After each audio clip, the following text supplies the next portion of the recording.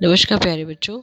बेटा आज हम करेंगे अपनी ड्यूई की वर्कशीट 48 तत्वों का वर्गीकरण, जिसमें आज हम पढ़ेंगे बेटा आधुनिक आवर्त सारणी की प्रवृत्ति के बारे में। ठीक है, सबसे पहले देखिए संयोजकता। तत्व की संयोजन क्षमता को संयोजकता कहते हैं। मतलब बाह्यतम कोश को पूरा करने के लिए तत्वों को जितने इलेक्ट्रॉन लेने या देने या साझा करने की ज़रूरत होती है वह तत्व की क्या कहलाती है? वह तत्व की संयोजकता कहलाती है। जितने भी इलेक्ट्रॉन आउटर मोस्ट शेल में होते हैं बेटा, और जितना भी जो तत्व है वो स्टेबल होने के लिए, स्थिर होने के लिए वह इलेक्ट्रॉन या तो देगा या लेगा या साझा करेगा, वही उसकी क्या कहलाएगी? संयोजकता।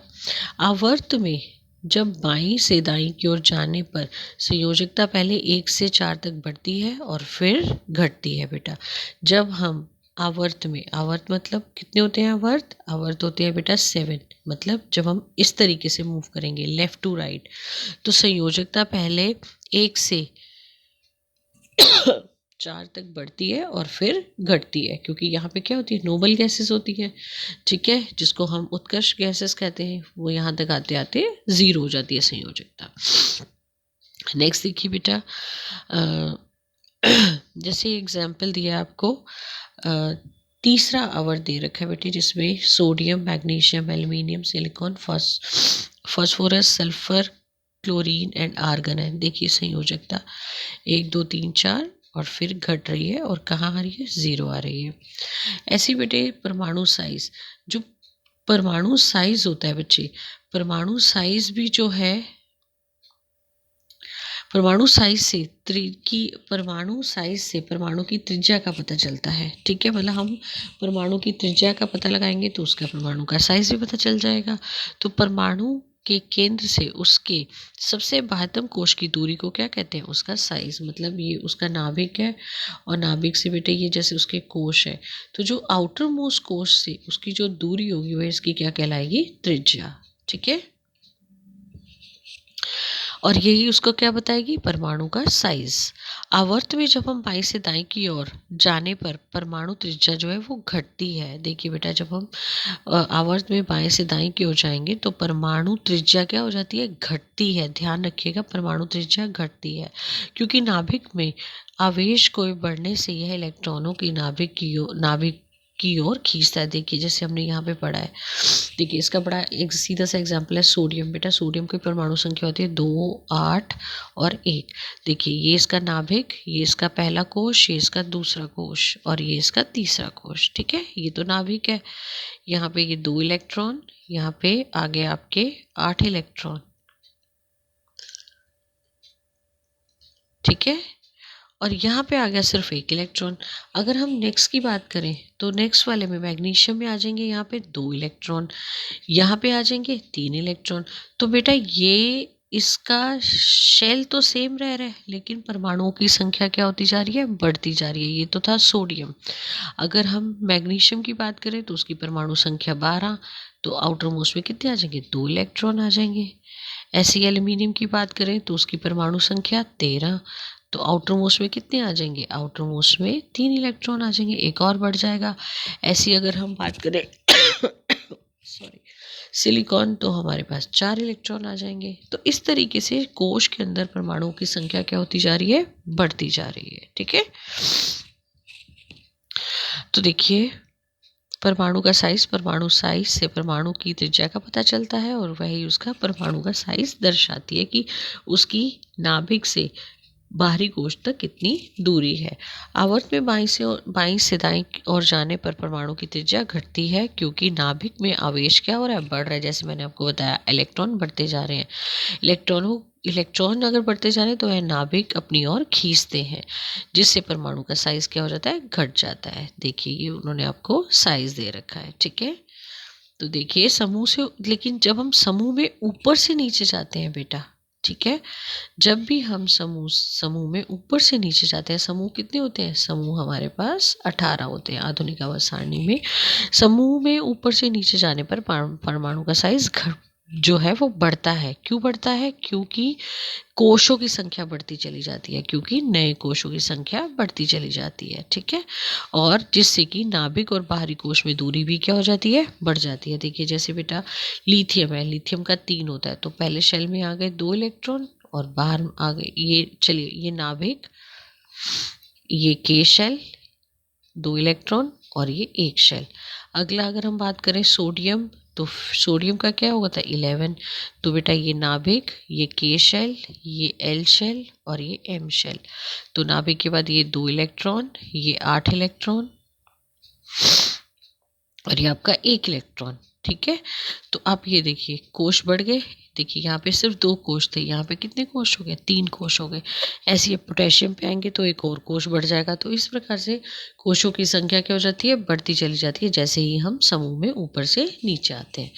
आइए पढ़ते हैं धात्विक गुण। धात्विक गुण क्या कहलाते हैं बेटा?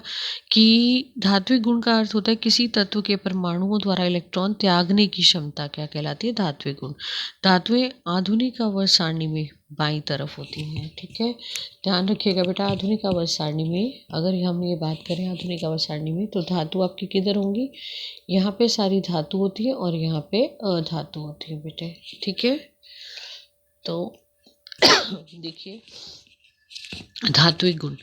धात्विक गुण का अर्थ होता है किसी तत्व के परमाणु द्वारा इलेक्ट्रॉन त्यागने की क्षमता। वही कहलाते हैं, हम अपने धातु तथा धातु वाले चैप्टर में पढ़ चुके हैं कि धातु जो होती है वो इलेक्ट्रॉन देती है। धातु आवर्त सारणी में बाईं तरफ होती है।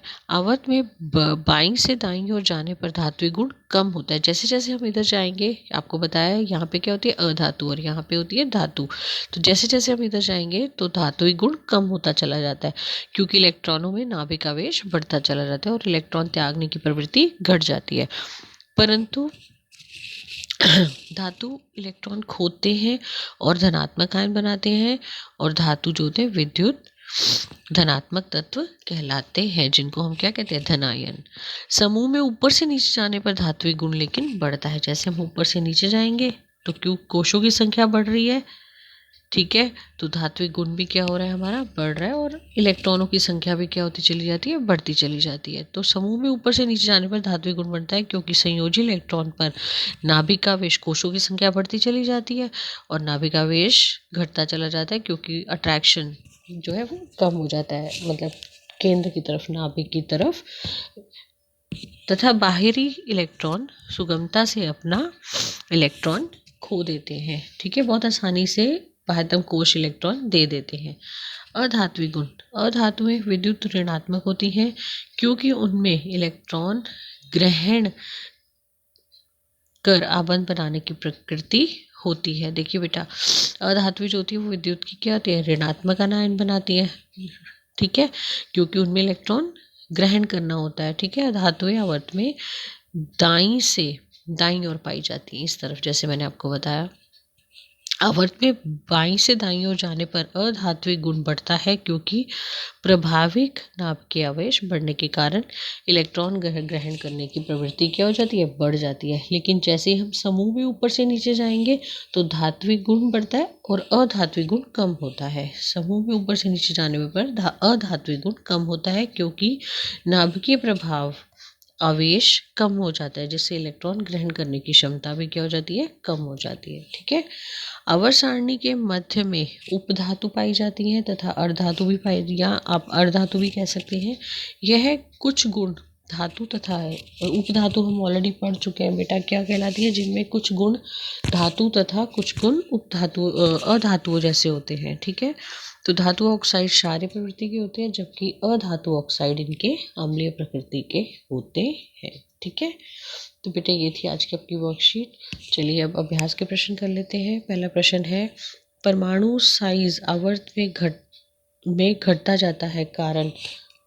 इसका कारण होता है बेटा परीक्षण प्रभाव के कारण, विद्युत प्रभाव के कारण, नाभिकीय बल में वृद्धि के कारण, नाभिकीय बल में कमी के कारण, नाभिकीय बल में वृद्धि के कारण। ठीक है, नेक्स्ट क्वेश्चन, संयोजकता से आप क्या समझते हैं? किसी तत्व के इलेक्ट्रॉनिक विन्यास के द्वारा उसकी संयोजकता कैसे प्राप्त की जा सकती है? तो बेटा पहले तो आप ये देखिए, संयोजकता की परिभाषा आप यहाँ से लिख सकते हैं।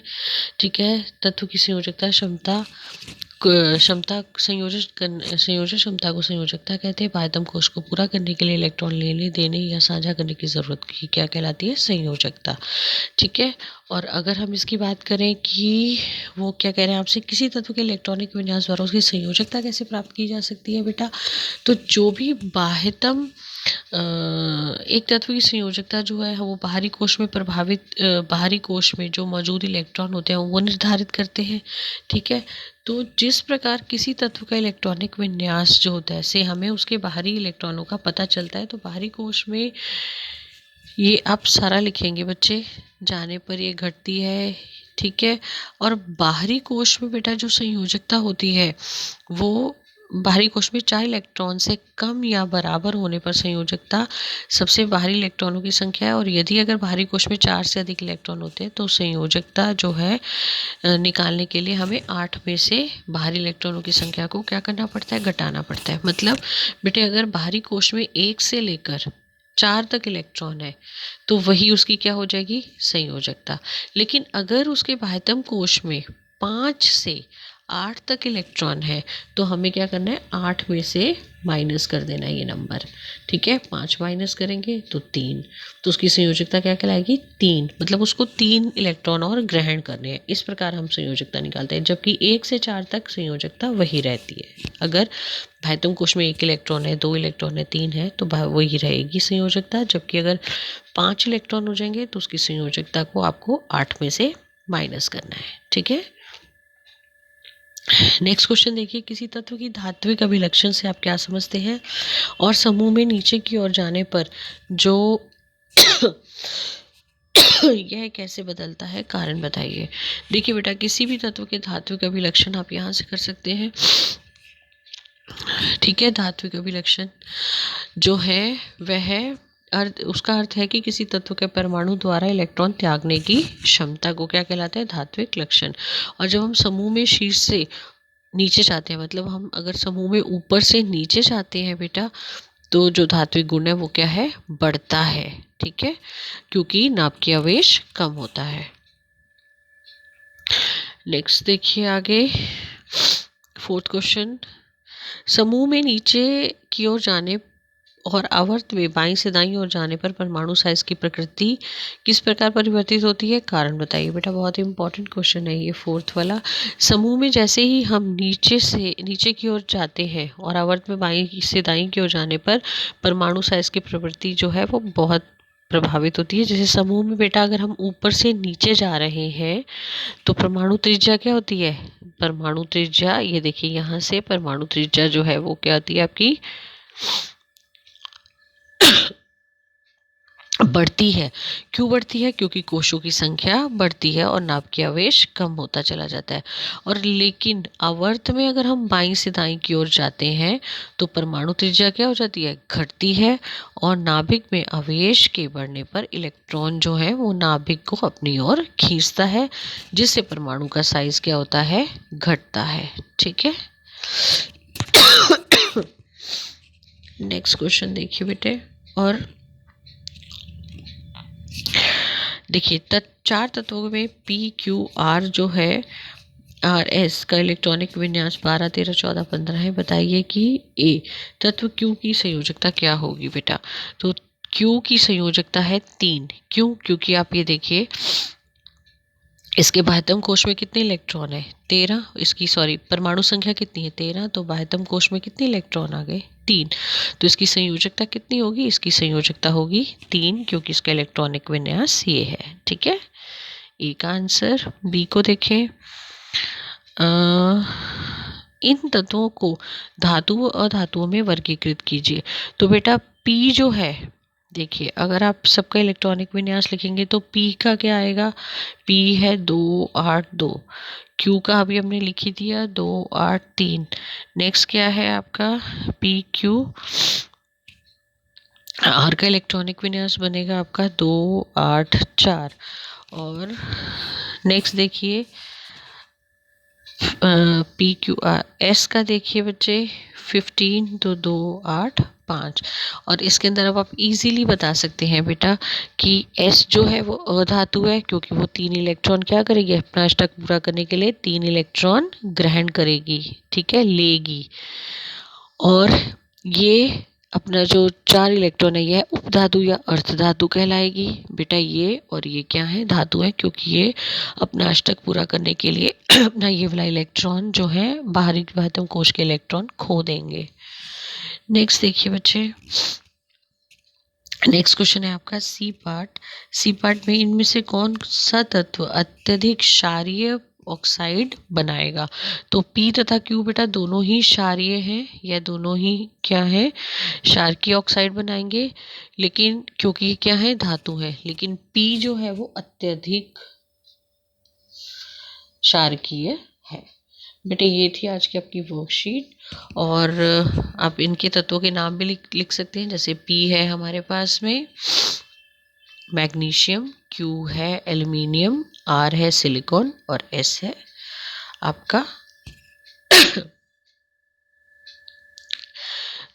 15 आपका एस जो है इस नेम के अकॉर्डिंगली क्या है, फास्फोरस, ठीक है। सो ये थी बेटा आज की आपकी वर्कशीट। उम्मीद करती हूँ आपको समझ आई होगी। तो जल्दी से वीडियो को लाइक करो, शेयर करो, सब्सक्राइब करो। थैंक यू बच्चे, टेक केयर।